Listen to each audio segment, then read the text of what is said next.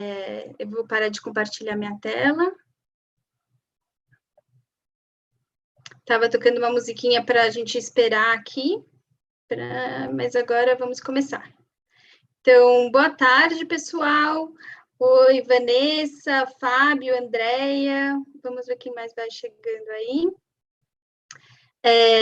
Eu sou a Mariane, a criadora do projeto Wandering School, que investiga práticas educadoras pelo mundo. E esse é o Ravi, um grande amigo, querido, facilitador, super experiente, com quem eu já tive o prazer de aprender sobre gestão colaborativa de projetos e sobre o Dragon Dreaming, que a gente vai falar um pouquinho hoje também. E a motivação dessa live veio, enfim, eu vou contar um pouquinho como que surgiu essa ideia. Eu estou fazendo uma pós-graduação em gestão escolar na USP e surgiu, e um dos temas das aulas era a gestão de projetos na educação, na escola, e surgiram várias perguntas, muitas pessoas ficaram com dúvidas se gestão de projetos é aplicável na escola, no contexto da escola. Algumas pessoas acharam que parecia um processo um pouco rígido, utilizado só em organizações e não em escolas. Então, surgiram várias questões, e o Ravi é a melhor pessoa que eu conheço para responder essas questões. Então, bem-vindo, Ravi, é um prazer ter você aqui com a gente. E gostaria de te convidar para você se apresentar um pouquinho, contar um pouquinho dos projetos que você coordena e facilita. E aí eu vou depois fazer umas perguntas para você. E o chat aqui do YouTube está aberto, quem quiser enviar perguntas também, fiquem à vontade, a gente vai responder à medida do possível. E no final da live, a gente tem 1h30 aqui de conversa, e no finalzinho, nos últimos, uns 15 minutos, por aí, a gente vai enviar um link do Zoom para quem quiser participar aqui com a gente, fazer perguntas diretamente para o Ravi, tá bom? Então é isso, querida, é com você, bem-vindo. Perfeito. Primeiramente, muito obrigado pelo convite, Mari. Acho que a gente tem que fazer muito mais papos desses, tem muito aí para a gente trocar.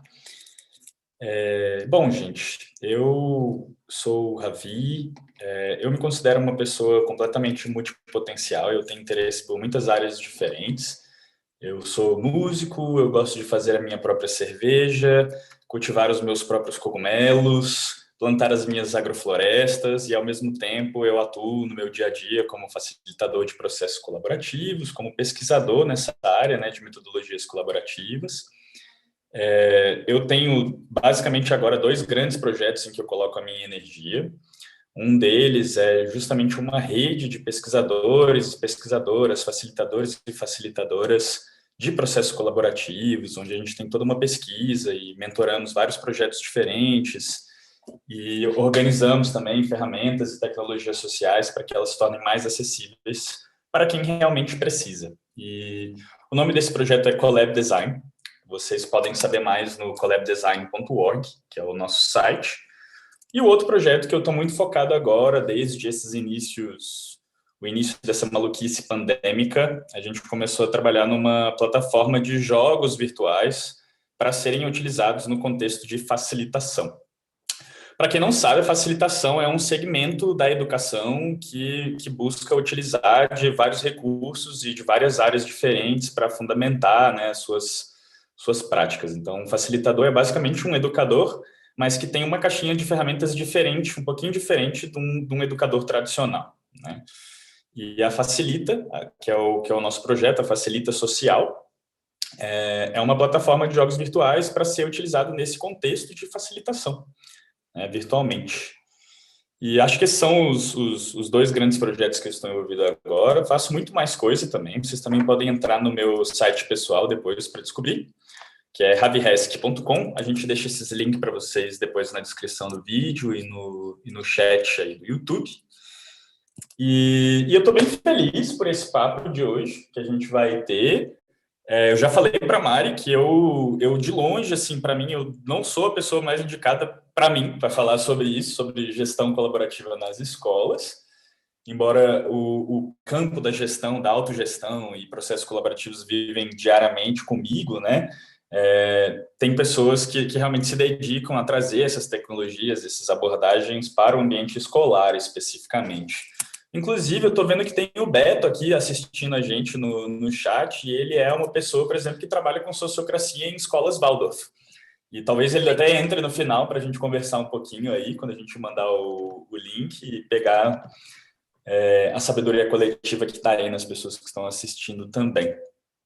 Mas eu vou arriscar, eu vou jogar os meus 2 cêntimos aqui na nossa brincadeira de hoje.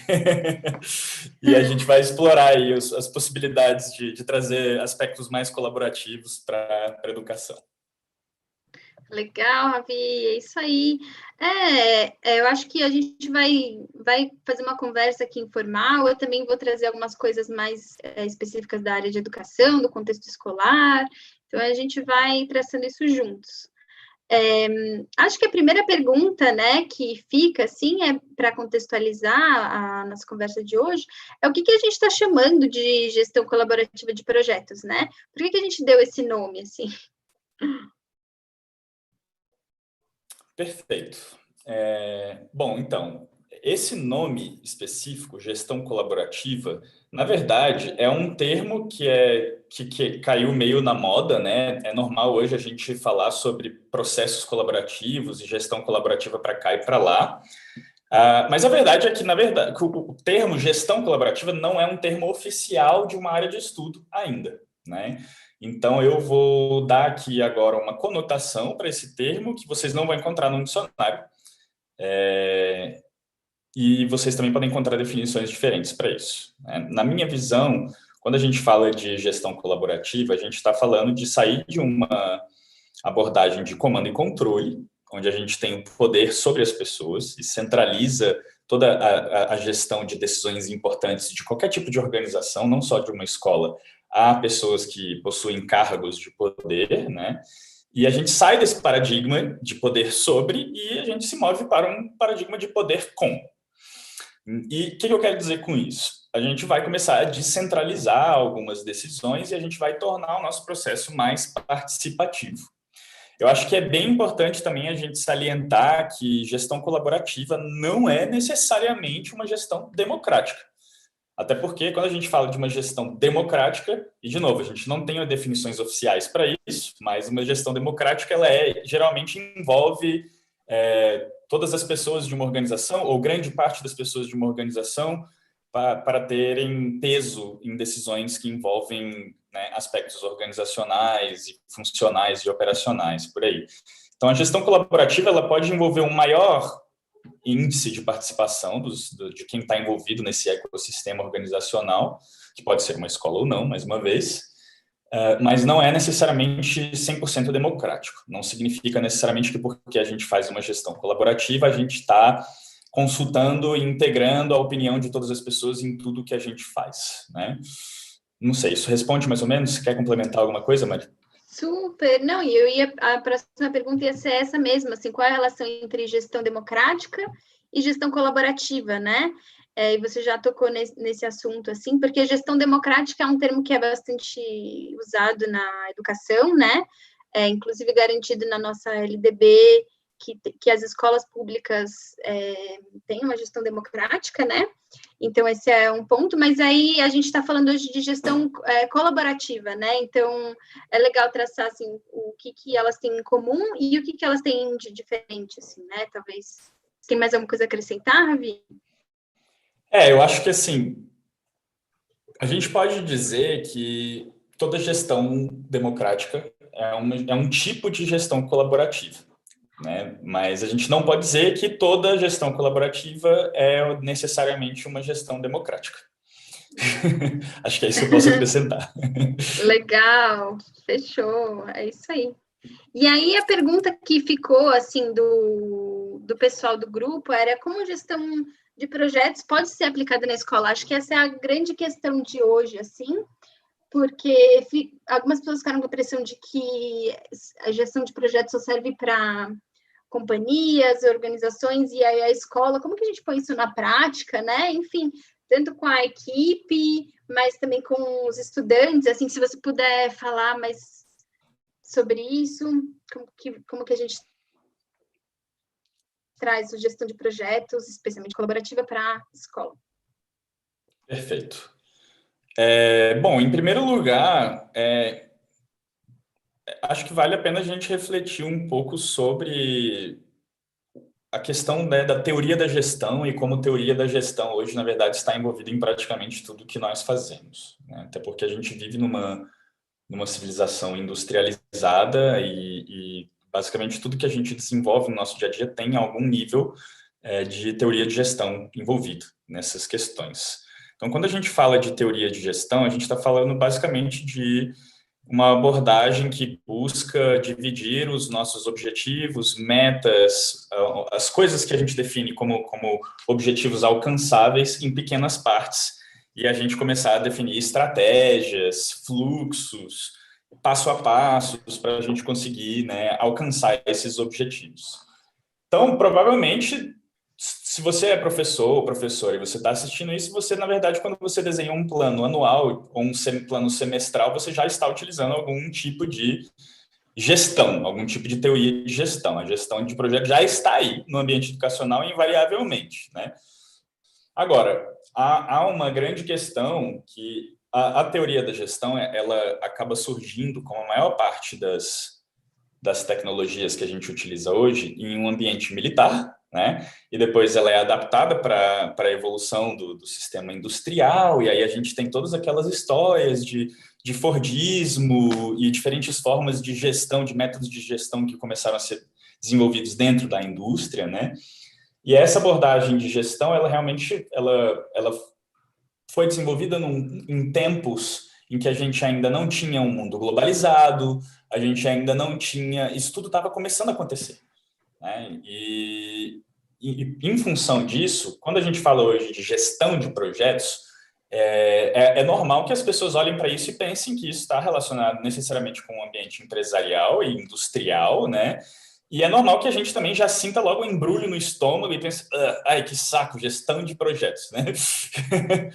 E é verdade, até porque essa abordagem clássica de gestão, que ainda é a abordagem vigente na maior parte dos empreendimentos hoje em dia e nas escolas, é uma abordagem engessada, que olha para o mundo como se o mundo fosse linear, como se o mundo fosse todo construído ao redor de seres humanos, completamente antropocêntrico, né?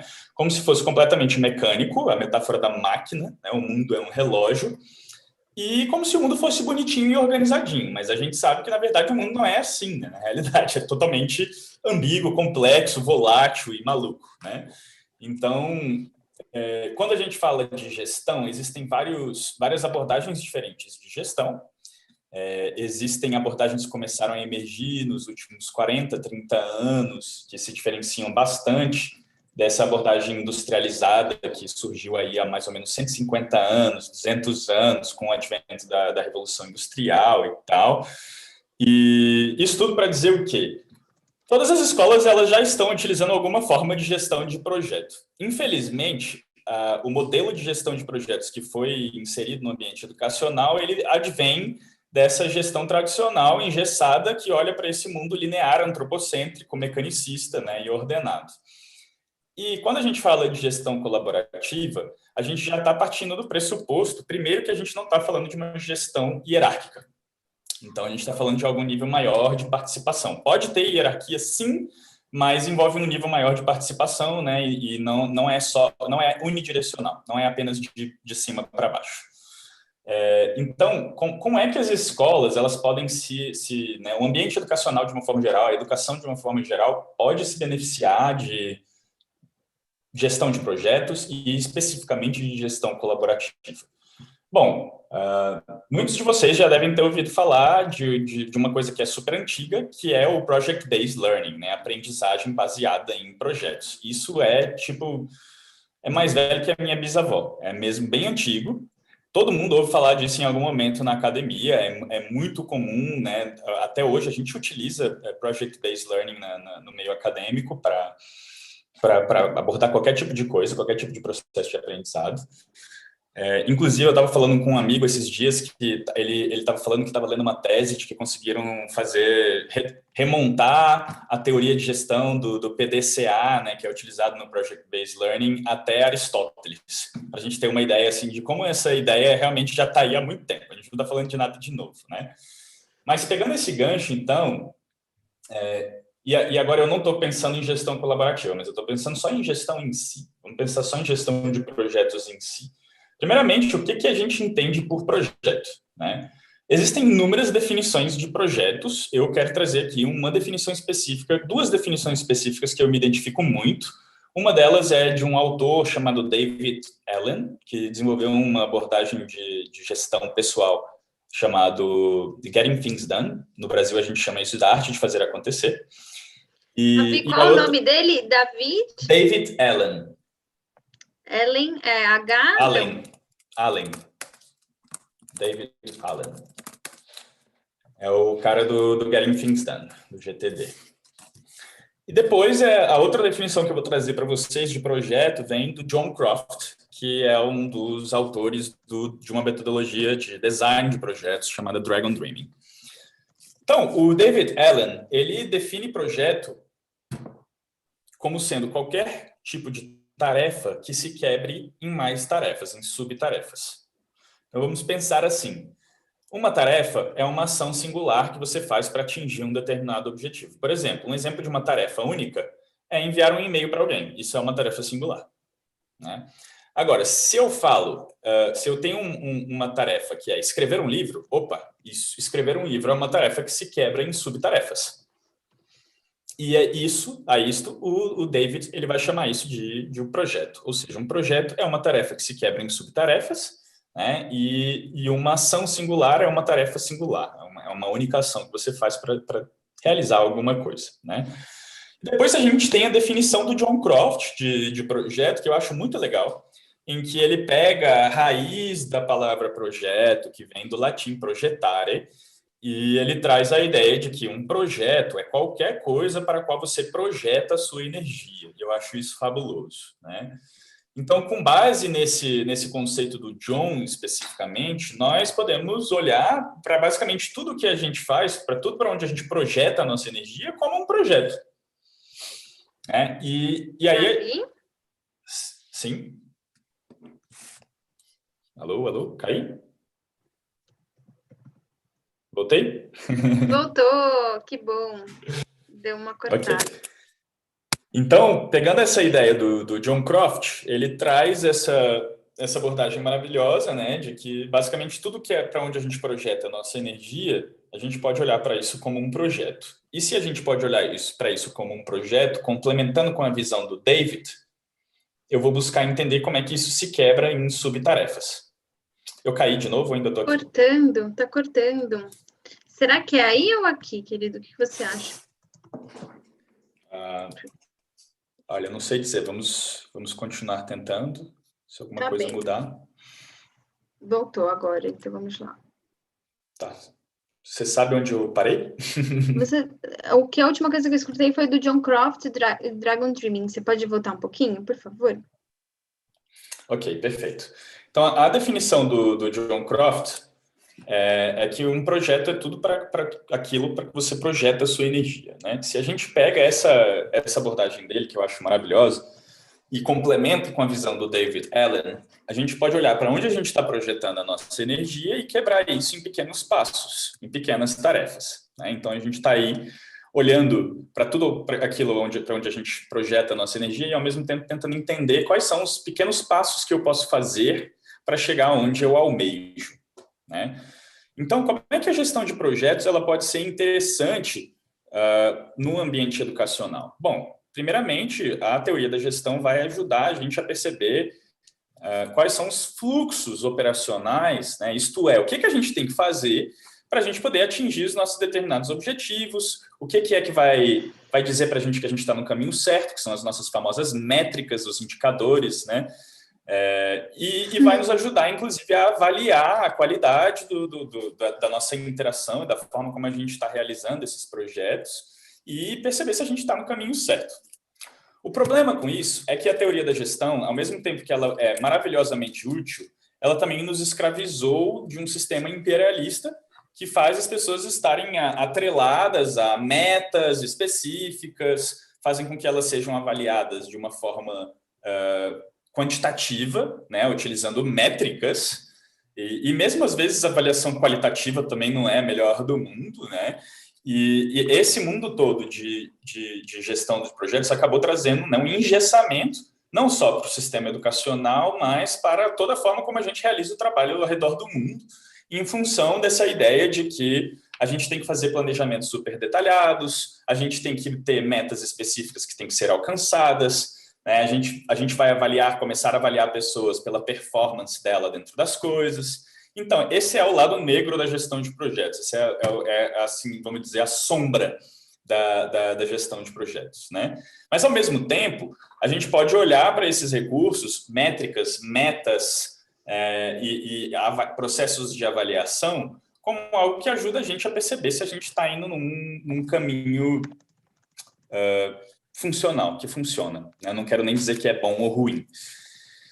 Então, isso para dizer o quê, minha gente? Que a gestão de projetos ela tem esse lado maravilhoso de dar clareza para a gente sobre o que a gente quer fazer e onde a gente quer chegar, né? E de dar para a gente uma certa noção de controle, que é só mesmo uma noção, porque a gente nunca tem de fato controle sobre a realidade, né? A gestão vai ajudar a gente a desenvolver estratégias e se adaptar à nossa realidade de acordo com a informação, com o feedback que a gente vai receber do meio. Isso tudo para dizer para vocês como eu acho que a gestão ela já ajuda, não só o ambiente educacional, mas pessoas em geral a alcançarem, seja lá o que elas querem fazer, né? E como ela também, né, a teoria da gestão às vezes pode engessar os nossos processos colaborativos, sejam eles dentro do ambiente educacional ou não. Agora, fechando esse pacote de gestão no ambiente escolar, eu quero trazer, então, como é que a gestão colaborativa, especificamente, pode servir os interesses da educação, né, dos educadores e dos educandos. Primeiramente, se a gente começa a trazer elementos de gestão colaborativa para a educação, nós começamos a entender, e aí, dá-lhe Paulo Freire, né? A gente começa a entender que nós precisamos trabalhar de baixo para cima. E quando a gente fala de colaboração, é isso. A gente vai começar a envolver mais agentes que estão impactados pelos nossos projetos na construção dos mesmos. Então, se a gente traz alguns elementos de gestão colaborativa para as escolas, significa que, agora, falando de um ambiente escolar, seja privado ou público, né, as decisões de poder elas não vão estar mais restritas a pessoas que ocupam cargo de poder. A gente vai começar a ter um sistema mais participativo, em que a gente convida talvez não só os professores para desenhar todo o funcionamento da escola como estrutura organizacional, mas também os pais dos alunos e os próprios alunos e a comunidade na qual a escola está inserida, por exemplo, né? E com isso, eu já vou dar uma olhada nas perguntas de vocês, galera. Isso, é isso que eu ia falar. Já tem pessoal comentando, mandando perguntas, então daqui a pouquinho eu passo para você. Já vou dar uma olhada nisso. Só quero finalizar com uma coisa antes, trazendo os benefícios da gestão colaborativa para a escola, né? Primeiro que a gente sai dessa relação de poder sobre e a gente começa a construir uma noção de poder com, né? Então, ao invés da informação e das decisões elas serem tomadas apenas de cima para baixo, a gente começa a ter um fluxo bidirecional nesse sentido, em que a gente tem decisões sendo tomadas tanto de baixo para cima quanto de cima para baixo. Depois que, quando a gente envolve mais pessoas para desenhar ideias, para desenhar projetos em geral, a gente amplia a sabedoria coletiva desse grupo. Né? Se eu estou trabalhando sozinho, se eu estou trabalhando com mais uma pessoa, já é completamente diferente. Imagina se eu estou trabalhando com 10 e imagina se eu estou chamando todas as pessoas que, na verdade, são impactadas pela minha decisão para elas participarem ativamente e serem ouvidas na hora que a gente toma essas decisões. Né? Então, obviamente, que aí a gente vê uma expansão da inteligência coletiva do grupo, né, para poder desenhar estratégias e soluções muito mais robustas do que uma pessoa sozinha poderia pensar. Né? Então, isso é um aspecto que, inclusive, muitas organizações entenderam bem E mesmo organizações que são absurdamente autocráticas, elas começaram a introduzir mais elementos participativos no seu ambiente organizacional, porque elas perceberam que isso é uma forma, inclusive, de aumentar a produtividade, que é a grande palavrinha do século XXI, né? Nós temos que ser mais produtivos. E é verdade, a gente colocar mais pessoas envolvidas pode, de fato, dar um boost na produtividade absurdo. Depois, essa questão da gente envolver mais pessoas, né, faz com que a gente também possa, ainda dentro dessa ideia da gente aumentar a inteligência coletiva dos nossos processos de decisão, a gente ganha mais agilidade e a nossa capacidade de adaptação às intempéries do mundo também aumenta naturalmente, porque antes eu tinha que reagir às volatilidades e as incertezas do mundo no século XXI sozinho, enquanto um gestor de uma escola, enquanto um diretor e por aí vai, né? Se eu começo a trazer elementos mais participativos para o meu ambiente, eu vou ter mais pontos de vista, mais perspectivas, e provavelmente eu vou conseguir ter mais consciência do que está acontecendo no meu ambiente. Então, se a gente começa a trazer elementos simples da gestão colaborativa, mesmo que seja, às vezes, a gente não vai ter uma escola funcionando de forma super democrática, mas, por exemplo, a gente pode chamar os alunos e fazer algumas sessões de design thinking coletivas, em que a gente bota os alunos para desenhar soluções que eles acham que poderiam funcionar para o ambiente deles e tal. A gente não precisa acatar o que esses alunos estão propondo. Ou se a gente faz com os professores também, a gente não precisa necessariamente acatar. Não precisa ser 100% democrático, eles não precisam ter necessariamente um peso, uma influência. Mas, com certeza, a nossa percepção e a nossa capacidade de resposta vai aumentar em função disso, né? Então, a gente está aí trazendo de novo aquilo que a gente falou lá atrás, de que a gente pode trazer elementos colaborativos sem necessariamente ser absolutamente democrático, né? Mal não vai fazer, né? Hoje a gente já sabe que juntos e juntas nós sabemos mais do que cada um de nós. Muito bom. Ravi, então tem várias perguntas aqui. Eu vou começar com uma da Vivian. Ela perguntou, é possível fazer uma gestão compartilhada envolvendo os diferentes atores de um processo, seja em educação ou em outros projetos? Bom, claro, depende muito do contexto. Todas as respostas que eu vou dar para vocês sempre depende, né? Como bom filósofo. Depende muito do contexto que a gente está falando, né? Depende de quais são esses atores. Quando você fala atores, Vivian, eu entendo que você está falando todas as pessoas que são impactadas pelo projeto, né? E que estão envolvidas, direta ou indiretamente, na construção do mesmo.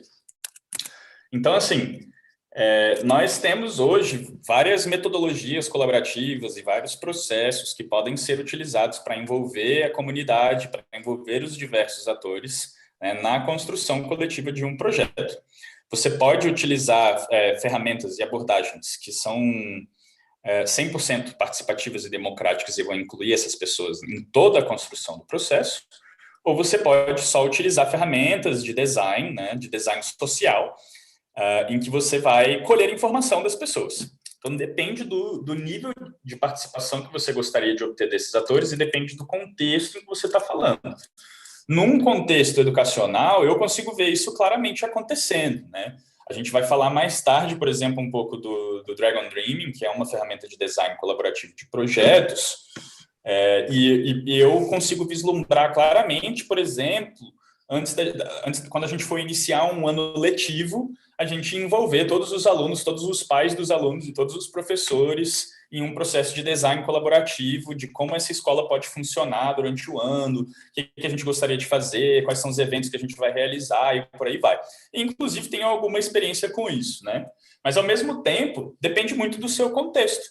Às vezes, você está em um contexto em que as pessoas elas ainda estão muito condicionadas ao comando e controle, e você precisa trazer um processo de transição para que as pessoas elas comecem a se reconectar com a possibilidade de um mundo mais participativo, né? Então, é isso. Acho que é o melhor que eu posso fazer agora, pelo momento. Mas você pode trazer uma pergunta mais específica, Vivi. Legal. E aí a Josimari é lá do MBA da pós de gestão, em gestão escolar. Que legal, Josimari, que você está aqui fazendo perguntas. Ela perguntou se a participação de representantes de toda a comunidade pode ser considerada uma gestão colaborativa. Vocês vão começar a me achar um saco, hein? Depende. Pode ser, pode não ser. Porque você ter a participação de representantes da comunidade, beleza, isso é interessante, sim, mas olha, por exemplo, para o nosso sistema político democrático hoje em dia. Teoricamente, o nosso sistema democrático, ele deveria, os representantes, eles deveriam de fato representar, né, a voz do povo e as necessidades do povo. Todo mundo aqui sabe que isso não acontece na prática, né? Embora possa acontecer em algum nível, isso não está acontecendo como poderia acontecer. Então, não é porque necessariamente a gente tem participantes, representantes de alguma classe ou de algum grupo dentro de uma reunião que necessariamente essas pessoas estão sendo representadas de fato, né? O que vai tornar, na minha opinião, e, de novo, vale o que vale, né? Isso participativo, se de fato as diretrizes, os princípios e os métodos que estão sendo utilizados, de fato asseguram a participação ativa desses representantes e também garante que esses representantes estão de fato representando alguma coisa e não só os seus próprios interesses, né? Ai, boa, boa. E eu acho que, por exemplo, quando a gente fala do conselho escolar, né, de uma gestão democrática, a gente estava falando disso no curso também, acho que talvez a Josimari esteja fazendo uma relação assim com processos democráticos, né, que a gente fala do conselho escolar formado pelos representantes dos vários segmentos da comunidade escolar, né, e aí eles tomam decisões juntos a respeito da vida escolar, e esse é um processo democrático. Agora, as ferramentas, por exemplo, de construção do planejamento da escola, isso pode ser feito de forma colaborativa, né, com a participação de todos os membros da comunidade, né? Então, a gente pode fazer um processo democrático de forma colaborativa, né? Estou entendendo isso certo, Ravi? Exatamente. Basicamente, assim, existem vários níveis de colaboração. A gente ter representantes não implica necessariamente colaboração. Claro que deveria, mas as coisas não são tão óbvias assim, né? Então, depende de quais são os princípios que guiam esse sistema democrático, né? E se as metodologias envolvidas nessa abordagem democrática estão realmente buscando integrar vozes, estão realmente buscando capturar essa inteligência colaborativa. E depois, assim, a gente deve pincelar um pouco sobre isso, né? Mas a própria Mari, ela trabalha com uma abordagem colaborativa e democrática, que é a sociocracia, que busca justamente fazer isso, né? É uma abordagem que foi feita justamente para a gente dar a possibilidade de todo mundo ter voz, por mais que às vezes seja absurdo, inclusive, mas a gente tem que ouvir e a gente tem que ter um espaço em que isso seja possível, né? Então, acho que assim, eu só não quero dar uma resposta de sim ou não. É só para não ser também absolutista para vocês.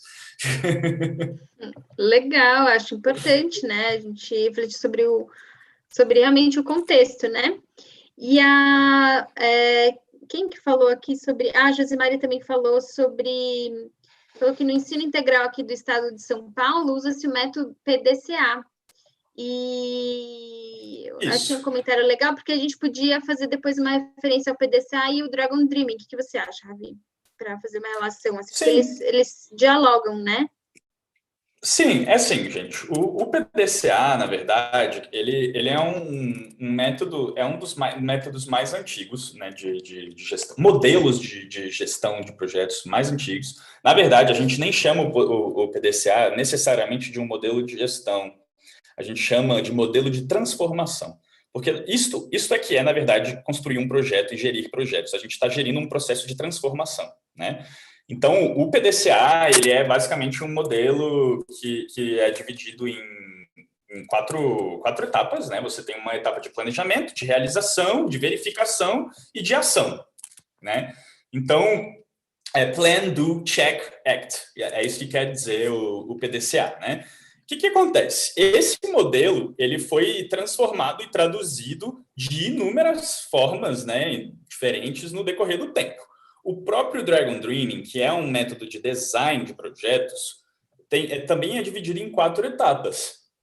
Né? Só para pincelar para vocês, eu já vou falar um pouco mais do Dragon, tá? Eu só quero fazer uma comparação para vocês a nível de modelo de transformação / gestão, né? O Dragon Dreaming, ele divide, então, em 4 etapas também. A gente tem uma etapa de um sonhar, de um planejar, de um realizar e de um celebrar.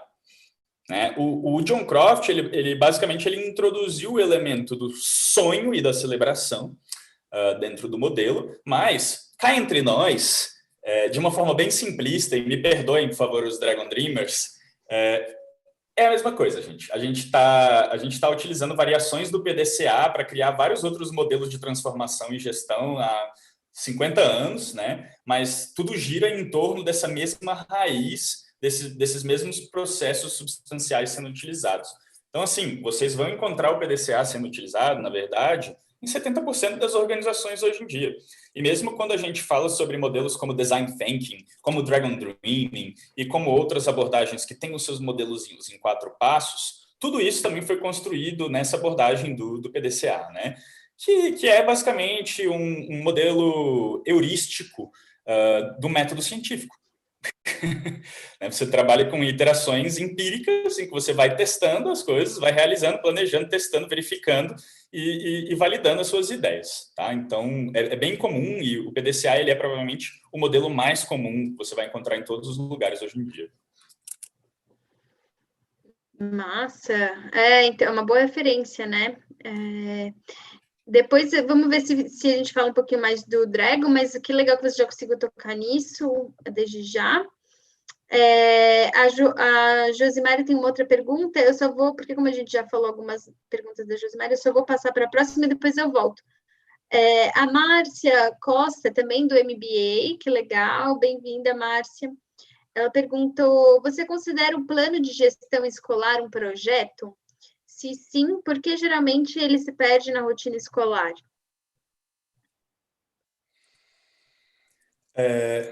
Porque ele geralmente se perde, quem se perde é o projeto em si ou o plano de gestão? Eu acho que é o plano de gestão, acaba perdido. É isso mesmo, Márcia? Se você puder comentar no chat aí. Bom, vamos retomar nossa definição generalista de projeto, né? A gente está trazendo a ideia de projeto aqui, pensando que o projeto é tudo aquilo para onde a gente projeta a nossa energia e, ao mesmo tempo, tarefas que são quebradas em subtarefas. Então, um plano de gestão escolar é um projeto? Naturalmente que é um projeto. E, inclusive, a maior parte dos planos de gestão escolar, eles são construídos utilizando o PDCA, que a gente acabou de citar aqui, né, gente? Então, assim, é um plano de gestão de projeto? Sim, Só que, pelo fato da gente estar falando de gestão de projeto, que gestão de projeto é um jargão que ficou muito distante das pessoas, né? Mas, na verdade, vocês estão utilizando isso o tempo todo. Quando você está decidindo se você vai lavar o banheiro, se você vai lavar a louça antes, você está gerindo um projeto. Aqui a gente está só falando mais em termos mais academicínicos, né? Para colocar isso de uma formazinha mais conotativa e denotativa dentro dessa abordagem. Então, assim, o plano de gestão escolar, eu não diria que ele se perde, pelo menos eu vou pensar na minha experiência estudando no sistema público no Brasil. Eu via os meus professores, inclusive, se matando para fazer o plano de aulas semestral e trimestral deles, e eu via como é que era a dificuldade deles, inclusive. Você pode pegar o sistema público de educação do Brasil e você pode ver perfeitamente como ele é construído em cima de uma gestão hierárquica de controle e comando. Né? Primeiro, que os alunos eles têm que ter uma média, ou seja, a gente tem metas. Os alunos eles têm que bater uma meta. Mesma coisa quando você está numa corporação, você trabalha numa corporação, e aí eles têm uma prática de gestão horrível, que é chamada forçar a curva de crescimento, em que você pega times de uma organização e você força eles a baterem uma meta específica. E se eles não batem a meta, você faz um rodízio de demissão. A mesma coisa acontece numa escola, gente. A gente reprova os coitados dos alunos e está dizendo ali que porque ele não sabe matemática, não conseguiu responder as questões na prova de matemática, ele é estúpido, né, basicamente. está utilizando, na verdade, a gestão de projeto como um instrumento de opressão, né? Então, eu não sei se eu entendo bem o que você quer dizer com a gestão se perder, no plano de gestão se perder nesse sentido, né? Porque, na verdade, eu acho que os professores e os gestores escolares, eles acabam ficando absurdamente engessados nessas práticas de gestão escolar, na verdade, né? Porque a gente tem planos de aula muito bem definidos, que são replicados nos últimos 30 anos, 40 anos, ninguém parou para revisar isso, sabe? A gente está lá, isso não está sendo adaptado, a gente não está mudando nada na nossa metodologia, e isso mostra justamente uma gestão de projetos do século passado, minha gente. Que hoje em dia, na verdade, a minha abordagem de gestão, ela é muito mais ágil, né? E não a linhagem com que eu trabalho, ela não é rígida nesse sentido, a gente se adapta constantemente. Não existe tal coisa, por exemplo, na gestão colaborativa e na autogestão e na gestão ágil de projetos, a gente fazer um planejamento para um ano inteiro. E, para mim, a mesma coisa deveria acontecer numa escola. Nós vamos planejando no decorrer do processo com a participação de todos os atores envolvidos. E a gente vai, inclusive, fazendo reuniões para revisar se aquilo que a gente planejou ainda faz sentido. Então, eu acho que você está trazendo aí sobre a gestão se perder, a sensação que eu tenho, e eu posso estar enganado, é que é justamente o contrário. Na verdade, a gente fica muito focado nessa gestão ultrapassada, de seguir um planinho by the book, né, como foi estabelecido, e não trabalhar com os feedbacks que são recebidos. Quais são os feedbacks que a gente está recebendo? Olha para os alunos na rede, pelo menos na rede pública, que foi onde eu cresci, onde eu estudei, sabe? Está todo mundo completamente desanimado com aquilo. A gente, na verdade, as pessoas elas vão lá porque elas são forçadas e obrigadas. E as escolas, elas não estão preparando as pessoas para serem pensadores críticos e para contribuírem com a sociedade. Especialmente no Brasil, a gente está treinando um monte de robozinho que vai aprender a responder perguntas no vestibular. Né? Não está ensinando aquela pessoa a pensar. Especialmente o ensino médio no Brasil é totalmente voltado para você aprender a responder perguntas no vestibular. Não é para você pensar por você mesmo, é para você decorar fórmulas e respostas prontas, né? Então, eu acho que isso, na verdade, é um sintoma de uma gestão escolar ultrapassada, né, que precisa urgentemente de ser revisada e precisa urgentemente ser atualizada para os parâmetros do século XXI. Não dá mais para a gente olhar para a educação como um processo linear, como um processo completamente mecanicista. A gente tem que entender que o ser humano é um ser complexo, é um ser ambíguo, é um ser volátil, né? Então, para lidar com essa incerteza, e hoje, passando por tempos pandêmicos como a gente está agora, cada vez mais isso se torna mais visível, né? A gente tem que atualizar o nosso modelo de gestão, a gente tem que aprender a trabalhar com gestão de uma forma mais flexível. A gente não tem que orientar os nossos planos de educação para metas que têm que ser alcançadas. A gente tem que encontrar outras formas de avaliação. Na verdade, quem tem que se avaliar é o próprio aluno, é o próprio estudante. Quem tem que se avaliar é o professor tem que se avaliar, né? Ele não tem que avaliar alunos. Né? E isso, para mim, vem com a filosofia da gestão colaborativa, de todos esses processos colaborativos que a gente está falando aqui. Legal, Ravi. Nossa, tem muitas perguntas aqui, o pessoal está super ativo, estou adorando ler os comentários, as perguntas, está super massa. Tem mais uma, posso passar? Pode. Oba, então vamos lá. Cadê? A Ana Mary Gonzalez perguntou, você acha que a liderança joga um papel fundamental para um processo de gestão democrática na escola?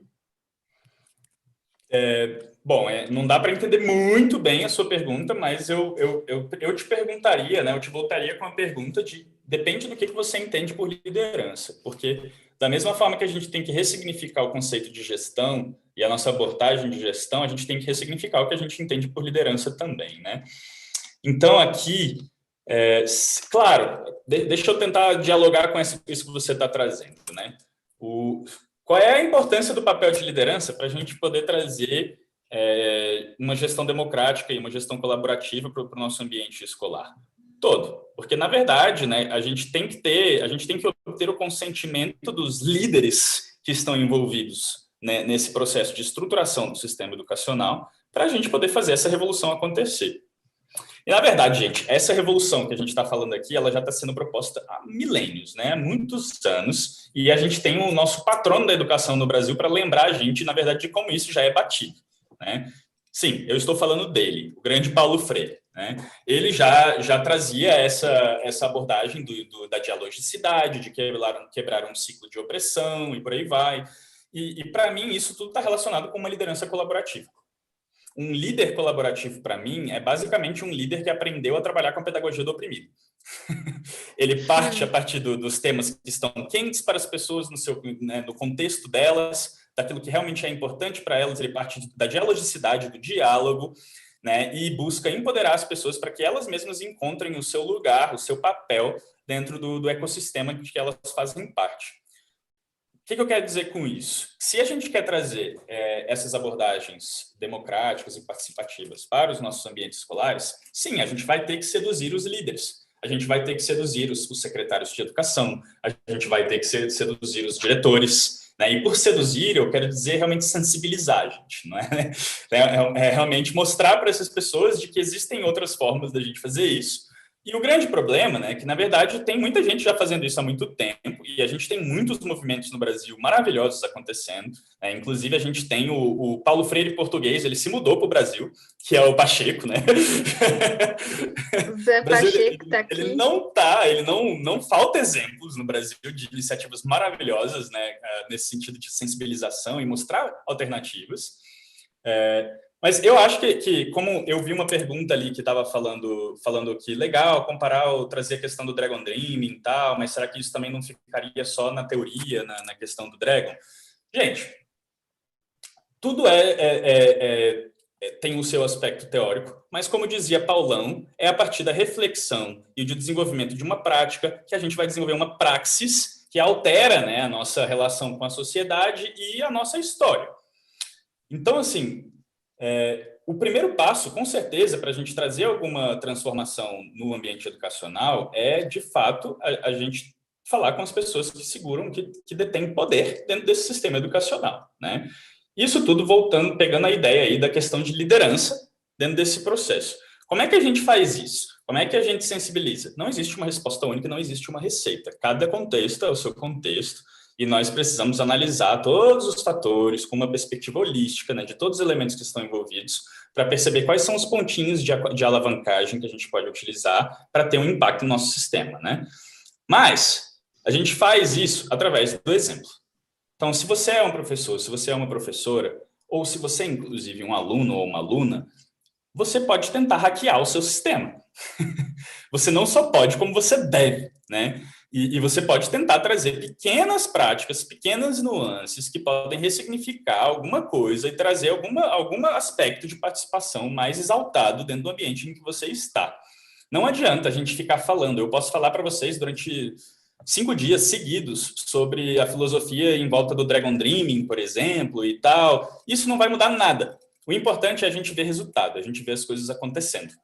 Eu já vou voltar, a gente tá empurrando um pouquinho para chegar na questão do Dragon Dream, eu já vou falar um pouco mais sobre isso, não quero me aprofundar nisso agora para vocês, tá? Mas, resumindo, a questão da liderança, ela tem sim um papel fundamental na implementação de qualquer transformação cultural, né?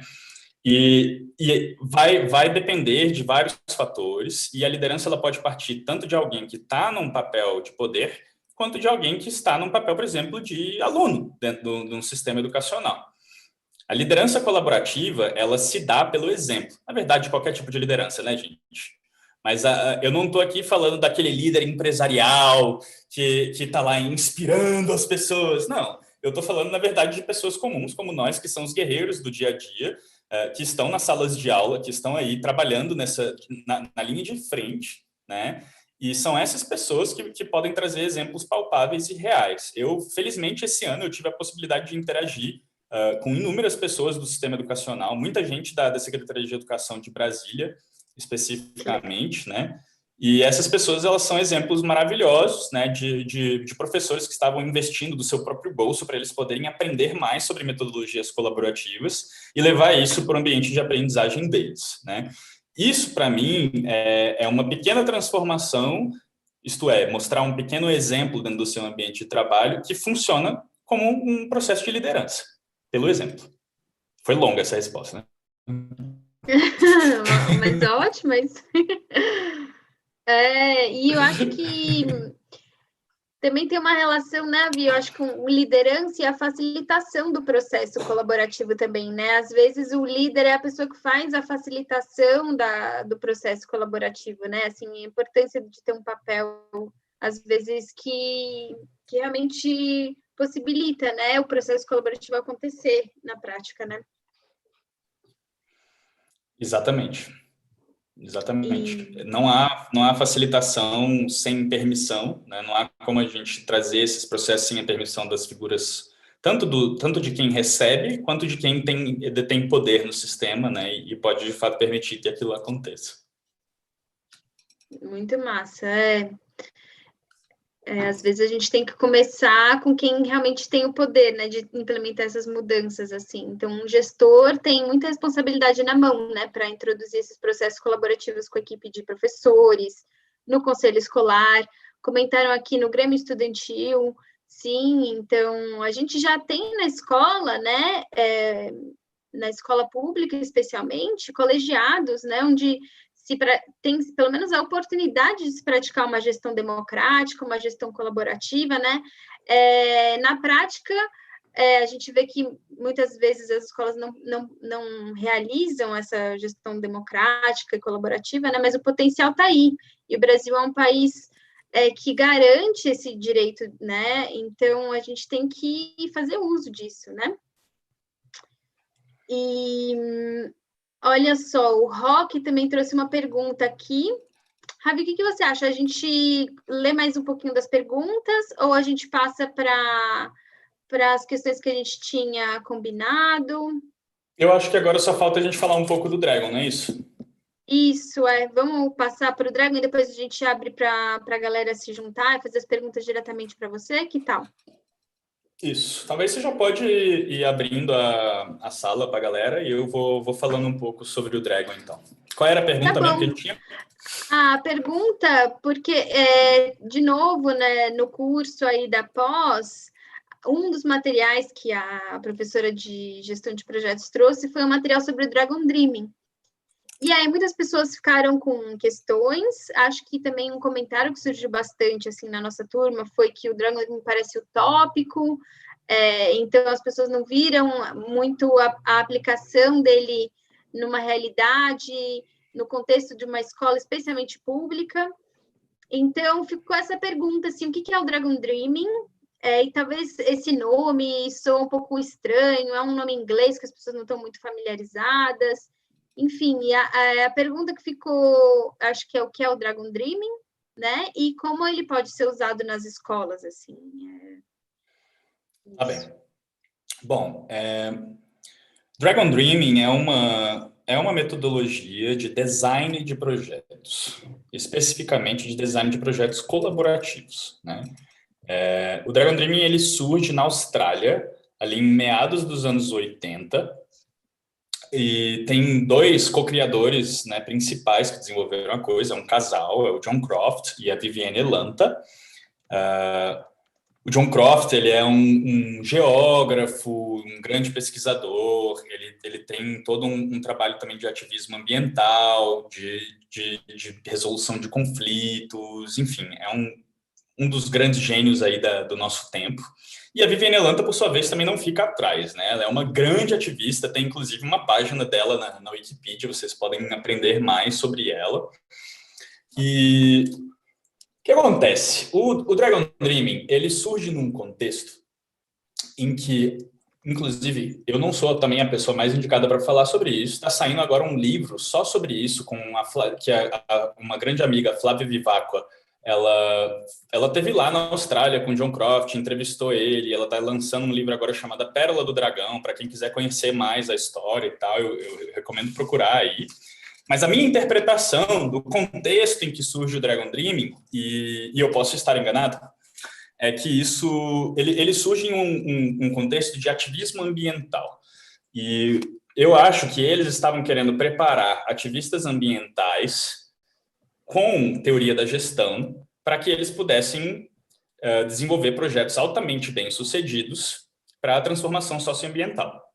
né? Então, eles desenvolveram um programa de mestrado, um curso de mestrado na Universidade de Perth, na Austrália, e fizeram uma série de treinamentos desde então, né? E o que acontece? A Viviane, ela faleceu, se não me engano,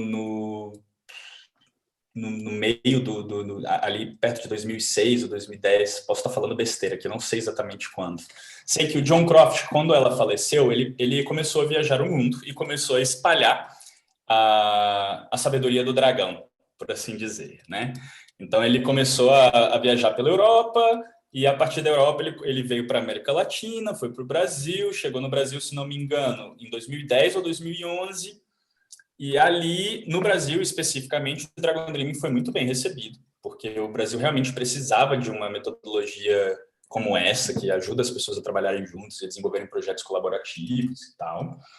E desde então, né, nesses quase 30 anos que o Dragon Dreaming vem sendo desenvolvido, o Dragon Dreaming, enquanto rede de praticantes e comunidade, eles desenvolveram uma infinidade de ferramentas colaborativas que podem ser utilizadas nos mais variados contextos para desenhar projetos. Vejam bem que eu estou frisando aqui a ideia de design, de desenhar projetos. O Dragon Dreaming não é uma ferramenta de gestão, embora às vezes ele se proponha a ser, né? Mas as ferramentas de gestão do Dragon Dreaming, especificamente o que a gente usa, que é o Karabirt, que é um gráfico de teia de aranha, onde você vem ver o seu plano de ação com relações sistêmicas e tal, ele ainda está um pouco no paradigma da gestão do século passado, né? E ainda é um pouco engessado nesse sentido, porque a gestão tradicional trabalha com Gantt charts, trabalha com planejamentos super detalhados e tal. O Dragon Dreaming é uma abordagem muito mais leve de planejamento. Na verdade, se destaca justamente por isso, gente. O Dragon Dreaming é uma síntese de várias áreas do saber.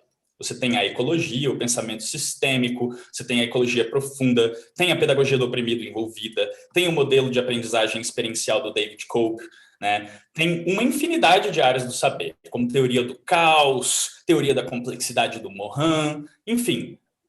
Há um chapéu ali que engloba 1 milhão de áreas de conhecimento e traz isso especificamente para design de projetos colaborativos que trabalham em 3 princípios: o crescimento pessoal, o fortalecimento de comunidades e prestar um serviço à Terra, né? Então, veja bem, toda vez que a gente está falando de um método, de uma tecnologia social, de uma ferramenta como esta, nós estamos falando de 2 vieses.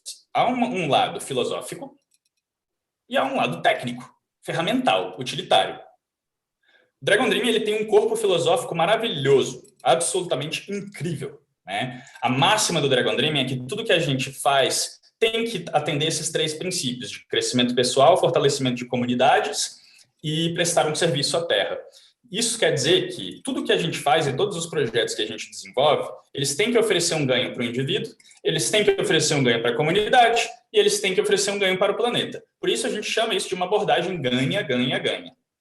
E isso é um aspecto filosófico, gente. Isso, você pode usar o aspecto filosófico do Dragon Dreaming e utilizar o PDCA para realizar os seus projetos, não tem problema. Tá? Mas o Dragon Dreaming ele também oferece um modelo de design de projetos maravilhoso. É baseado na teoria dos sistemas vivos, né? É realmente incrível. Eu utilizo no meu dia a dia. E o que ele oferece enquanto modelo é a mesma coisa que um PDCA da vida te oferece. É um modelo, é uma lente para você olhar para o mundo e para os seus processos. Então, é uma ferramenta de design, de desenho. Aí, quando eu vi ali que tem uma pergunta, por exemplo, que falava sobre o Dragon Dreaming. Enfim, era uma pergunta, eu não estou achando aqui. Era esse, não ficaria apenas no campo das ideias, é essa pergunta?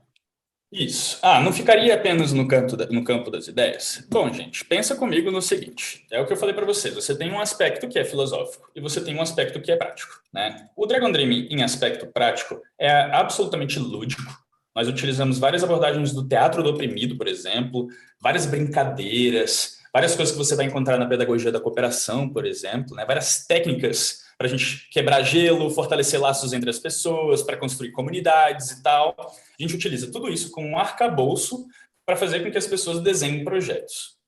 E quando eu falo de desenhar projetos, talvez uma palavrinha, um jargão que ficou muito conhecido hoje em dia, que a maioria dos professores hoje já devem ter ouvido falar, é um tal de design thinking. Vocês já devem ter ouvido falar desse negócio, né?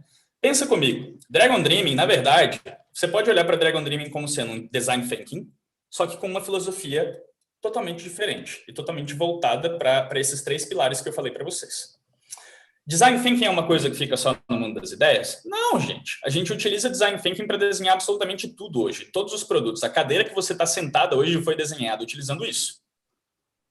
E, de novo, eu já falei para vocês. O modelo do Dragon Dreaming de sonhar, planejar, realizar e celebrar, ele também remonta até o PDCA.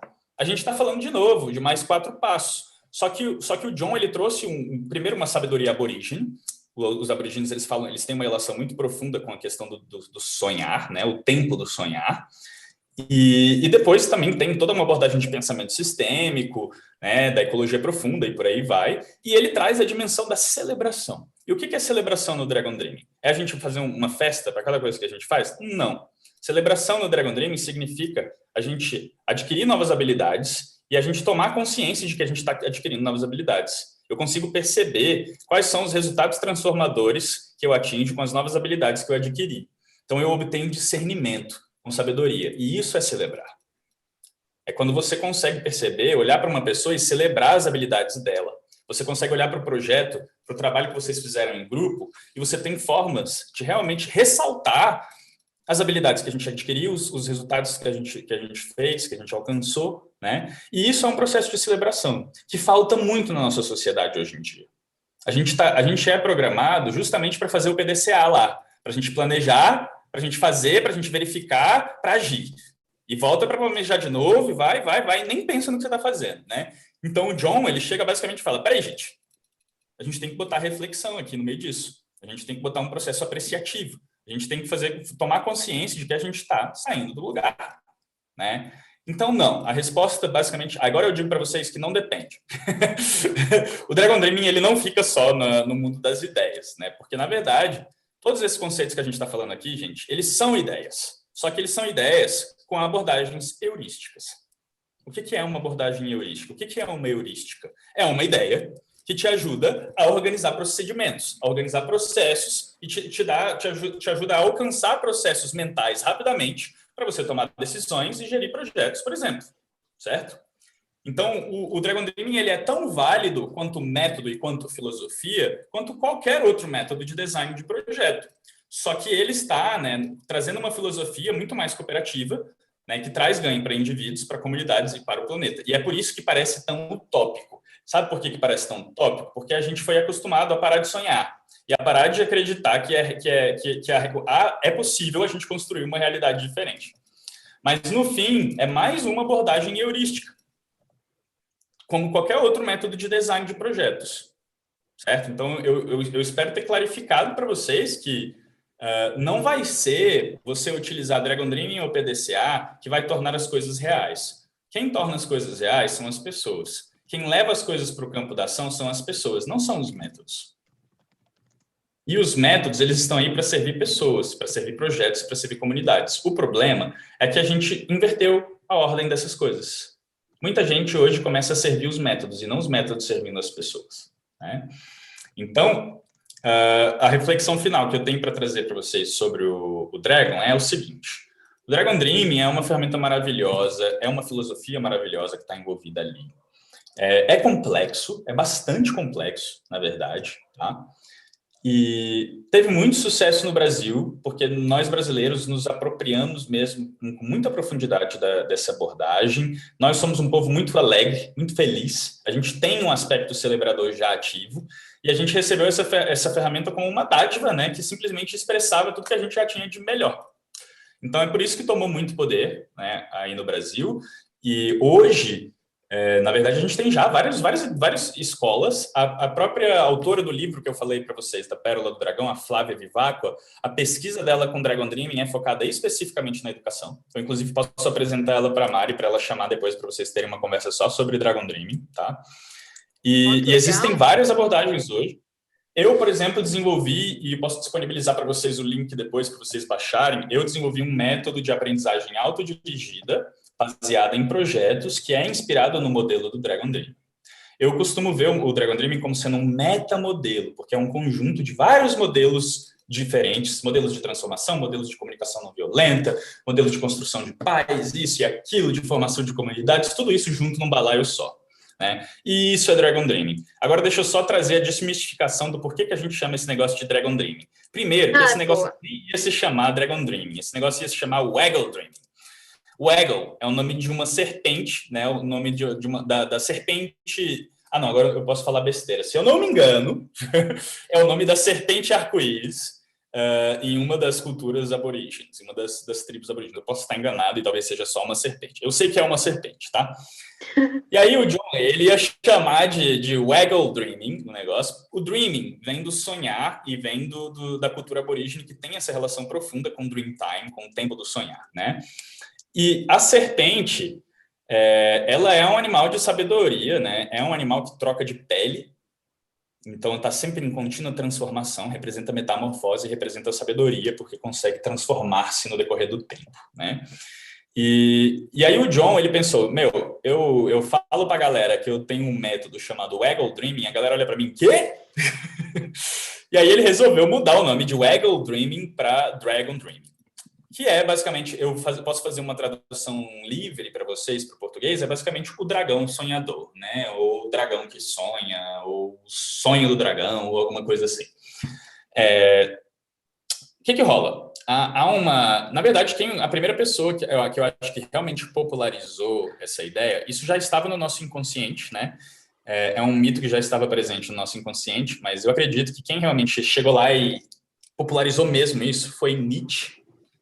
No Assim Falou Zaratustra, ele traz a ideia do dragão, em que o dragão ele se apresenta para o super-homem, e o dragão, ele é o nome do dragão é Tu Deves. E o dragão, ele tem, cada escama dele está escrito, tu deves fazer isso, tu deves fazer aquilo e tal.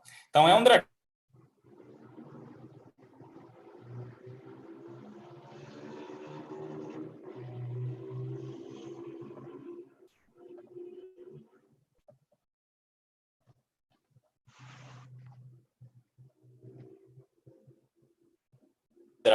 e vai ter que, no caso do Nietzsche, matar esse dragão, né?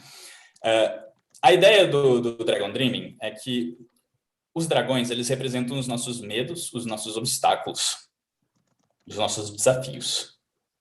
E a abordagem do Dragon Dreaming é uma abordagem ganha, ganha, ganha, lembram? Então, nós não vamos matar o dragão. Nós vamos ver, se olhar no espelho, nós vamos reconhecer que o dragão somos nós mesmos e nós vamos dançar com esse dragão. Nós vamos dançar com nós mesmos. Ele tira um pouco da violência do Nietzsche, de matar dragão, né? Mas a essência da coisa ainda é a mesma. Então, Dragon Dreaming é a gente recuperar a nossa capacidade de sonhar para a gente poder materializar as nossas ideias mais utópicas, né? Dançando com os nossos dragões. Que, no fim, quer dizer dançar com nós mesmos, porque nós somos o maior dragão que a gente vai encontrar no caminho. Né? E isso, de novo, é uma abordagem, né? Uma fábula, é uma metáfora, e também é uma abordagem heurística. É muito útil para a gente lembrar que, na verdade, nós somos o maior dragão que a gente vai encontrar. Parece até uma máxima reducionista de um coach, né? Muito Então, bom. olha, eu espero que tenha desmistificado para vocês um pouco. Só quero lembrar também que não existe metodologias que vão resolver todos os seus problemas, tá? O Dragon Dreaming, ele é tão bom quanto qualquer outro método, não há comparação. O que funciona é aquilo que funciona para você. Muito bom, Avi. Ótima colocação. E olha só, agora a gente está com o Rock aqui com a gente no Zoom. Eu enviei o link no chat do Zoom para quem quiser entrar aqui e bater um papo com a gente. Vou enviar de novo, porque já subiu um pouquinho lá para o chat. Então, quem quiser se juntar aqui a gente, bater um papo, a gente tem mais 15 minutinhos para encerrar. E, Rock, vou passar a palavra para você. Se você tem uma pergunta, quer fazer alguma colocação, se quiser abrir a câmera também, fica à vontade. Está me ouvindo? Sim. Pronto. Estão me vendo? Sim? Não, ainda não. Vou ver se eu consigo abrir minha câmera. Estão me vendo? Agora sim, muito bom. Bem-vindo, Roque. Boa noite, obrigado. É bom estar com vocês. Eu sou professor e sou sonhador da educação. Quando falou no colaborativo, eu me interessei pelo tema e vim. Gostei demais. Ganhei minha noite estar aqui com vocês e a leveza de Ravi de falar de temas tão complexos com uma simplicidade. Eu estou aqui babando, aprendendo com ele. Eu queria deixar uma pergunta para ele. Como ele falou, Paulo Freire aí disse na Pedagogia do Oprimido, já há muito tempo, um caminho para a humanidade na educação. E a colaboração, eu acho que ela seria o cimento. Mas por que não vem dando certo? Eu tenho uma hipótese, vou colocar para ver como é que Ravi reflete sobre isso com a gente. Primeiro, quando você colabora na educação pública, aí muita gente vê que está fazendo o trabalho do Estado. Eu já vi gente dizer, não, isso é trabalho do Estado, não posso fazer o trabalho do Estado. Na educação particular, o cara fala, eu não posso colaborar e enricar um particular. Nas cooperativas e nas associações sem fim lucrativo é um pouco diferente. A gente vê uma colaboração onde o fruto é colhido por todos. O que vocês acham disso, da educação do modo geral? Porque eu acho que nossa educação não funciona, como eu disse antes, em vez de formar as pessoas para a vida, adestra-se para passar no Enem. Essa é a nossa pergunta para a Ravi refletir com a gente a respeito de por que a colaboração não está no bojo da nossa educação. Olha, é uma pergunta muito profunda. Mais uma vez, eu não vou, né, não estou dando uma resposta definitiva, escrita em pedra, e não sou nenhuma autoridade científica para dar um diagnóstico para a nossa sociedade, mas eu vou puxar uma reflexão aqui para vocês, que geralmente faz muito sentido para mim, pode fazer sentido para vocês, e pode ter muitos equívocos também, né? Então, eu quero voltar com vocês mais ou menos aí uns 250 anos atrás, na era pré-vitoriana, na Inglaterra, e a gente olhar ali para o que estava acontecendo com aqueles malucos que revolucionaram tudo que a gente tem hoje, né? São três caras. O Darwin, que trouxe a sua teoria da evolução, né? Depois a gente tem o Adam Smith, que trouxe a sua famosa mão invisível que regulou o mercado. E a gente tem Thomas Malthus, que tinha aquela teoria populacional maluca dele, que ele falava que a gente não tinha recurso para alimentar essa galera toda e tal. Mal sabia ele que a gente ia chegar, né, a 7 bilhões de pessoas. Coitado. Então, qual é o raciocínio que eu vou traçar aqui? A gente há muito tempo já tem uma visão imperialista, a evolução da sociedade, né, dos seres humanos, ela passou... A gente saiu de um momento tribalismo em que a gente era totalmente animista e olhava para o mundo como se fosse um mundo mágico, para um mundo imperial, e essa estrutura hierárquica de comando e controle vem remota há muito tempo, né? Desde a nossa revolução da agricultura, que aconteceu, se eu não me engano, há 12 mil anos atrás. A gente já tinha ali essa cultura ganha-perde, essa cultura competitiva, ao invés de uma cultura cooperativa, colaborativa. Isso só foi se intensificando cada vez mais, e quando a gente chega no Darwin, o Darwin, ele falou um negócio que é muito interessante, né? Ele traz, com a percepção dele que ele tinha das espécies, ele falava que um fator determinante para a evolução de uma espécie é a capacidade de adaptação da espécie ao seu meio. E ele utilizou uma palavrinha para falar isso, ele falava the survival of the fittest, a capacidade do mais adaptado, né? Seria a minha tradução. Só que a palavra fit e a palavra fittest, ela foi mudando o significado no decorrer dos anos. Ele não tinha como prever isso, né? Hoje, quando a gente fala de fitness e a gente fala de fit, a gente está falando praticamente de algo que é forte. E depois a gente teve, né, um sociólogo maluco, que eu esqueci o nome dele agora, que ele foi um dos primeiros a trazer o darwinismo social, e ele trazia a ideia da sobrevivência do mais forte. Vocês já ouviram falar disso, né, da sobrevivência do mais forte. Isso não é novidade para ninguém, né? Todo mundo meio que interpretou a interpretação comum da teoria evolucionista do Darwin é da sobrevivência do mais forte, né? Embora eu acho que não era o que ele queria dizer. Eu acho que ele estava falando sobre a capacidade de adaptação, mas a gente interpretou o negócio mal e deu no que deu. Aí o que isso tem a ver com Adam Smith? É engraçado que esses caras eles estavam lá no mesmo tempo construindo uma narrativa muito parecida, né? e que enquanto a gente tinha um maluco falando de uma teoria evolucionista, falando sobre essa capacidade de adaptação, e sendo interpretado como se ele estivesse falando que na natureza sobrevive aquele que for mais forte, é engraçado que um cara começa a trazer uma teoria econômica em que o Estado ele não deve intervir na economia e que a gente deve deixar o Estado regular a si próprio porque tem uma mão invisível que vai lá e vai regular as coisas, né? Basicamente, o Adam Smith ele pegou o darwinismo e aplicou à economia. Ele falou, brother, olha, deixa lá o negócio pegar fogo, que quem for mais forte vai sobreviver. Né? E vai ter uma mão invisível que vai regular o mercado. Né? E a mesma coisa acontece ali, o Malthus, ele já vai para um outro lado, né? Ele já traz a ideia de, opa, não, a gente não vai conseguir evoluir se a gente começar a continuar a construir, a crescer da forma que a gente está crescendo, né? E a gente vai ter que adaptar algumas coisas aqui e dar a possibilidade para que os mais fortes possam conduzir a sociedade. Então, eu acho muito coincidente, e aqui eu estou colocando uma hipótese, né, uma coincidência muito grande, que esses três pensadores estivessem com um discurso tão congruente, juntinhos, né, na mesma época, eles eram contemporâneos. Então, qual é a minha hipótese? Eu acho que o darwinismo social, ele destruiu a sociedade, né? A gente começou a construir uma sociedade cada vez mais baseada na competição, e hoje a competição ela é vista como um elemento natural. É normal, você tem que competir, é normal competir. Né? Todo o nosso sistema, inclusive educacional, já é construído dessa forma. Você é instigado a competir com seus coleguinhas quando você é avaliado com notas publicamente, né? Então, tudo está dentro desse paradigma competitivo, infelizmente, né? E foram muitas as pessoas que bateram peito com Darwin, né, gente? Especialmente, tem um destaque especial para os anarquistas, o Bakunin e o Kropotkin.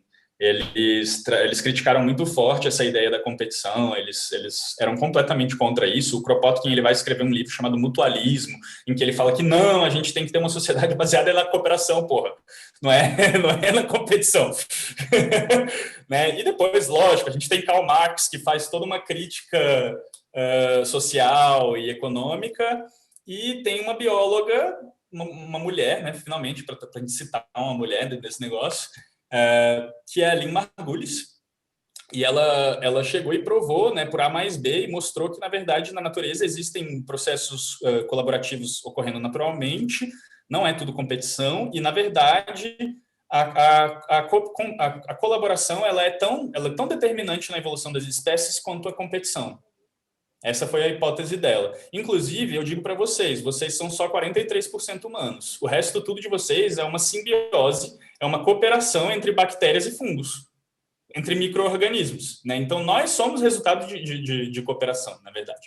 Então, assim, eu não sou sociólogo, eu não sou antropólogo, e eu não posso fazer uma análise super densa do porquê que não está dando certo, mas eu acho que tem a ver com essa questão da narrativa que foi sendo construída desde desse darwinismo social que começou a emergir, né? E a gente começou a normalizar essa ideia de que competir está tudo bem. A gente pode ter uma sociedade baseada na competição e está tudo certo, né? E é por isso que hoje falar sobre colaboração e sobre uma realidade democrática, realmente participativa, parece utópico, porque para a gente a competição ela foi normalizada, né? Mas eu não acredito nisso, eu acredito que a competição ela é importante, sim. Antes de eu terminar e a gente trazer mais pessoas para perguntar, eu queria só dizer que quando você olha para a natureza, por exemplo, você tem espécies que às vezes elas predam umas às outras, né? São as famosas cadeias alimentares, as cadeias tróficas, mas elas também, quando elas estão competindo entre si, ao mesmo tempo que elas estão competindo entre si, elas estão regulando um ecossistema maior. Então, pode parecer aos olhos nus que elas estão competindo, mas aquilo, na verdade, é uma cooperação do ecossistema. Né? Tá aí um pano para manga para a gente pensar. Obrigado. Muito bom. Obrigada, Roque, por aparecer aqui, compartilhar suas reflexões com a gente. Que agradeço. É rico demais ter isso. Obrigada. E temos mais uma pessoa aqui, a Alzira Ferreira. Obrigada, Alzira, por entrar aqui no Zoom, participar com a gente. Vou passar a palavra para você. Obrigada. Obrigada a vocês. Realmente concordo com o Roque. Foi um prazer ter recebido esse convite via um link, né, no grupo em que faço parte, e ele está muito ligado ao que nós estamos pensando, pensando porque eu e Roque, nós somos companheiros, tá? Então, do que nós temos vivido e lido ultimamente sobre isso, principalmente na criação dos nossos filhos. Agora, eu só queria fazer uma pergunta para o Rive, que era a questão do Rive. Eu não entendi quando ele coloca o Design 5, porque eu entrei depois, porque ele está sendo colocado agora como a máxima do design, né? A máxima para colaboração, a máxima que a gente vai pensar no projeto, que a gente tem que organizar aquele projeto e que as pessoas têm que fazer parte, têm que se sentir pertencente àquele projeto. Só que você tocou muito na questão da perspectiva filosófica, que a gente acaba esquecendo, né? Essa questão da gente não pensar na filosofia, nos conceitos que estão por trás, nos pensamentos que estão por trás. Existe essa máxima em design, que o design é uma coisa técnica, né? O design é uma coisa do projetar, do pensar, do ser eficaz, do ser eficiente, e quando você vai para uma área mais no pensar sobre aquilo, você está filosofando, então você está se desviando do caminho. Qual a diferença, então, filosoficamente? Me seta, ou para quem tem, porque essa é uma dúvida minha, porque eu entrei depois, para eu confirmar aqui comigo também, quais são esses pensamentos que está no Design Thinking, que vai diferenciar lá do pensamento do Dragon Dream?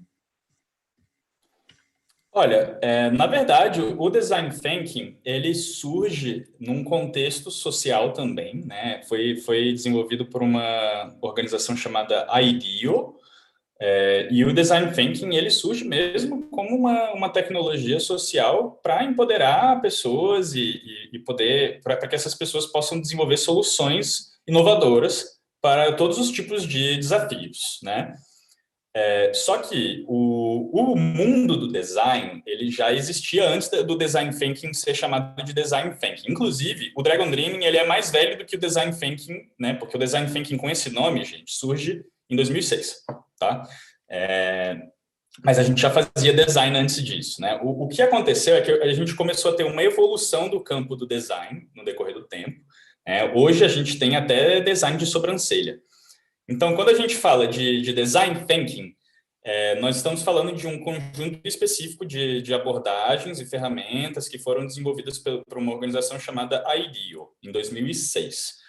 E eles trazem, sim, algum corpo ético e filosófico, eles estão interessados em inovação social, em fortalecimento de comunidades também, né? Inclusive, se vocês entram lá no site da IDEO, vocês vão ver que eles têm vários trabalhos sendo realizados na África, ensinando design thinking para as pessoas poderem, pessoas que estão em situações de desvantagem social, né, poderem desenvolver soluções inovadoras, fazerem planos de negócios, empreendimentos e por aí vai, né?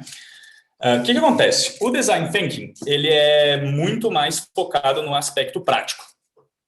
Ele não te dá um embasamento filosófico tão grande por trás da coisa. Eles te dão alguns princípios éticos, né? Mas ele não vai te dar, como o John Croft e a Viviane fizeram com o Dragon Dreaming, uma super preparação filosófica, porque eles, no Dragon Dreaming, estavam pensando para ativistas socioambientais, né? O foco deles era realmente voltado para pessoas que estão trabalhando nessa área social, né? E o Design Thinking também, mas o Design Thinking acabou sendo extrapolado e apropriado para desenhar soluções para toda a indústria, né? Hoje a gente utiliza o Design Thinking, inclusive, para desenhar foguetes para mandar para o espaço, né? Nada te impede também de utilizar Dragon Dreaming para isso, certo? Eu também posso fazer processos de design, eu lembro vocês mais uma vez, é uma abordagem heurística, é um modelo, né? E de novo, vamos pegar lá na filosofia e vamos lá para o nominalismo, para os filósofos que lidavam com as questões dos universais, e tem um cara muito específico, que é o Pedro Abelardo, em que ele fala sobre nominalismo culto. Quando a gente fala de design thinking, de Dragon Dreaming e de todos esses métodos, PDCA, não importa, né? Todos esses métodos, eles são nominalismos. Isto é, eles são apenas nomes para coisas, para conceitos, são conceitos, né? Esses conceitos, eles não existem por si só, eles existem apenas na nossa mente, enquanto fenômenos, né? Então, assim, nós podemos utilizar esses conceitos para materializar eles e utilizar eles com uma abordagem heurística para fazer aquilo que a gente quiser. Então, a grande diferença filosófica entre Design Thinking e Dragon Dreaming é que, enquanto o Design Thinking ele te traz algum embasamento ético e filosófico, o Dragon Dreaming realmente foca nisso, né? O Dragon Dreaming ele é uma ferramenta de design tão poderosa quanto o Design Thinking, e eu sou suspeito para dizer, eu diria até mais, mas ele te traz realmente um embasamento filosófico muito grande nesses aspectos ambientais, ecológicos, sociais e por aí vai, né? Dragon Dreaming é uma ferramenta que está preparando os seus facilitadores para serem, de fato, agentes da transformação social. Eu poderia dizer o mesmo do Design Thinking, gente. Poderia dizer o mesmo. Design Thinking também está voltado para transformadores, né, para agentes da transformação social. Ele só foca um pouco menos nessa abordagem filosófica. E eu vou dizer para vocês que a pesquisa que existe dentro do Dragon Dreaming, voltada para dinâmicas de grupo, brincadeiras, para trazer o lúdico, é muito mais presente, né, do que geralmente no Design Thinking. Vamos dizer assim, no Dragon Dreaming, a gente já aprende a utilizar a ferramenta com um aspecto lúdico. No Design Thinking, você pode inserir isso, claro, mas aí depende de você e do seu próprio arcabouço pessoal. Eles não estão necessariamente já te dando isso com a ludicidade e com um aspecto filosófico socioambiental embutido na coisa. Fica mais ou menos claro, Alzira? Ficou sim, ótimo, obrigada. Perfeito. Obrigada, Alzira. Que bom que a gente está conseguindo esclarecer dúvidas de vocês. Ravi, os comentários estão super legais lá no chat, as pessoas estão agradecendo,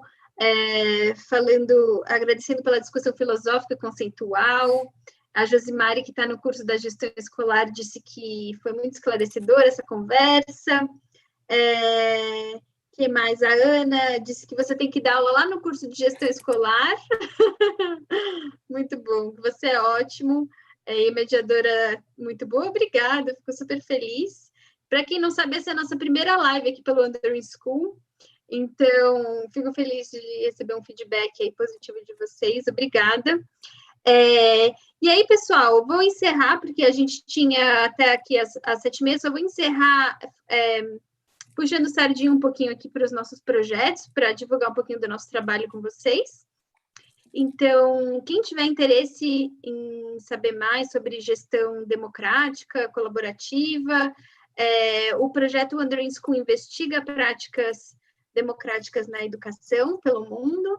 Então, aqui no nosso canal do YouTube, quem quiser acompanhar os vídeos que a gente já fez, o documentário sobre sociocracia na escola, que o Ravi comentou, que é um método de governança que facilita, né, uma gestão democrática colaborativa na escola. Então, quem quiser assistir o filme tá aqui no nosso canal, o trailer, e depois o filme completo está no Vimeo On Demand. Quem quiser também entrar em contato comigo, eu passo mais informações.